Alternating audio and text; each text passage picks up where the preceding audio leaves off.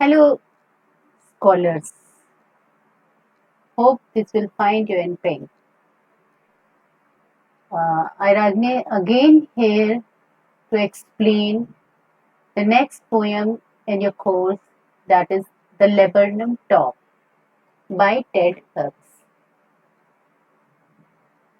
Before starting the poem, as usual, I would like to introduce with the poet Ted Hughes. He was an English poet and writer. He belongs to England, and he was one of the most uh, influential, powerful poet of the 20th century.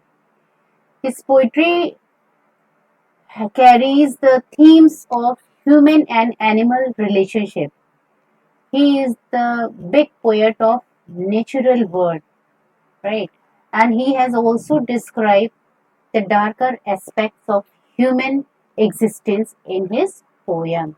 Here in the poem, The Laburnum Top, he described the relationship of a bird named goldfinch with the tree called laburnum top.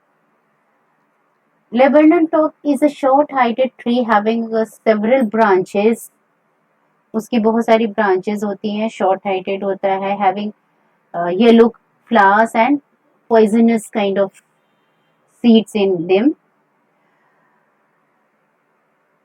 In this poem of 15 lines, poem poet composed the relationship of a goldfinch bird with that laburnum tree.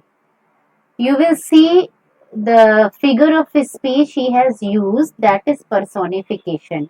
Hindi में अगर हम समझें तो उन्होंने इसमें जो अलंकार use किया है वो मानवीकरण है, मीन्स निर्जीव को सजीव से उन्होंने विभूषित किया है। इस ट्री को, पेड़ को, और बर्ड तो लिवली होती है, इस उसके संबंधों को किस तरीके से उन्होंने अपनी पोयम में लिखा है। Let's see. The laburnum top is silent, quite still in the afternoon yellow September sunlight, a few leaves yellowing, all its seeds fallen. September month की बात है, दोपहर का समय है, उस पे प्रॉपर सनलाइट पड़ रही है। लेबर्नम टॉप बिल्कुल साइलेंट है, क्वाइट खड़ा हुआ है पेड़, कोई हलचल नहीं, कोई मूवमेंट नहीं है उस पेड़ में। उसकी लीव्स ज्यादातर येलो हैं और विदर्ड है, उसके सीड सब गिर चुके हैं और वो चुपचाप शांत अकेला खड़ा हुआ है, means there was no activity in that tree till the goldfinch comes with the twitching chips, a suddenness, a startlement at the branch end. और तभी क्या होता है, एक गोल्डफिंच बर्ड, छोटी सी चिड़िया आती है जिसका नाम गोल्डफिंच है। उसके आने से सडननेस में अचानक, स्टार्टलमेंट एक्टिव हो जाना, उसकी ब्रांचेस एक्टिव हो जाती हैं, मीन्स पेड़ में थोड़ी हलचल मचती रहती है और बर्ड्स ट्विचिंग, चिरपिंग, उसके छोटे छोटे बच्चे हैं, चिरपिंग माने चहचहाट की साउंड निकाल रहे हैं। Then sleek as a lizard and alert and abrupt, फिर वो जो बर्ड है, स्लीक माने बहुत ही आप कह सकते हो ग्रेसफुली, है ना, और एक लिजर्ड की तरह। अलर्ट मीन्स एक्टिव और अब्रप्ट माने अचानक से, means very active and very lively. That bird was, she entered the thickness and machine starts up of chitterings and the tremor of wings and trillings।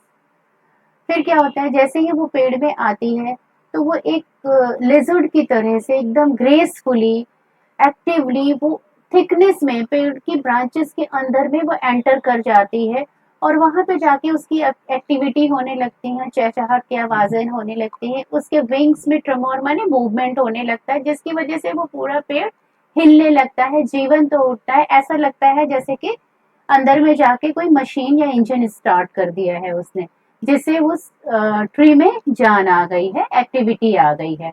The whole tree trembles and thrills, पूरा tree झूमने लगता है और excited हो जाता है। It is the engine of her family, ये उसकी फैमिली को एक्टिव करने का एक इंजन है, राइट, एक स्टार्टरमेंट है। She stokes in full, then floats out of a branch and, और फिर वहां पे पूरी तरीके से वो चहचहा कर मूवमेंट अपना देके उस ट्री को लेवली बना के आगे से फिर उड़ के आती है, ब्रांच एंड पे बैठती है, showing her barred face. Barred face means धारीदार चेहरा। उसके जो गोल्ड फिंच होती है उसके फेस पे black and white stripes type की होती हैं। आइडेंटिटी मास्क, जो उसका आइडेंटिटी मास्क है उसको देख के पता चल जाता है। वो ब्रांचेस के एंड में जाकर वो अपना चेहरा दिखाती है। Then with airy delicate whistle, airy means बच्चों, एरी मीन्स होते हैं delicate whistle means chirping, very whispering kind of sound, धीरे से वो चहचहाती है और थोड़ी सी विसल माने सीटी जैसी आवाजें निकलती हैं उसके मुंह से। शी लॉन्चेस अवे, और वापस वो दूर उड़ जाती है टूवर्ड्स द इनफाइनाइट माने वास्ट आसमान में। इनफाइनाइट मीन्स एंडलेस, जिसका कहीं भी एंड नहीं है, खत्म नहीं है, उस ओर, उस आसमान की ओर वो उड़ के वापस चली जाती है। And the laburnum subsides to empty, और फिर से वो लेबर्नम टी पहले की तरह से खाली हो जाता है, इनएक्टिव हो जाता है, बिना किसी मूवमेंट के हो जाता है। It is 15 lines very short poem of dead hug, जिसे बहुत खूबसूरती से उन्होंने पेड़ और चिड़िया के रिलेशनशिप को डिस्क्राइब किया है। किस तरीके से वो एकदम लाइफलेस ट्री है, जो लोनली है, आइसोलेटेड है, there is no activity in that, और उसके सीड्स भी सब गिर चुके हैं, येलो लीव्स हो चुकी हैं।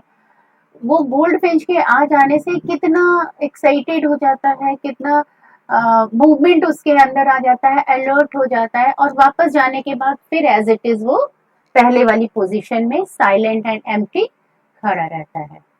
आई होप कि आपको पोएम बहुत अच्छे से समझ में आ गई होगी। If there is any doubt kindly do write in the comment box.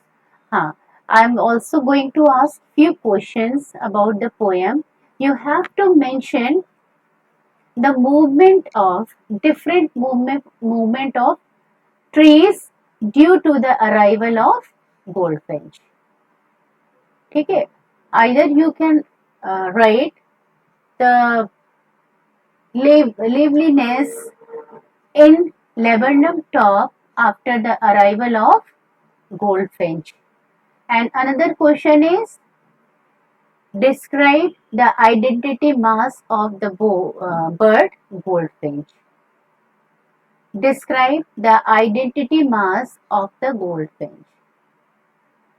Thank you so much students. I hope आपने enjoy किया होगा पोएम को। अगर पोएम आपको अच्छी लगी प्लीज कमेंट बॉक्स में जरूर लिखिए, अपने डाउट्स लिखिए, so that I could clear all the doubts and that will be helpful for you for your examination. Thank you so much.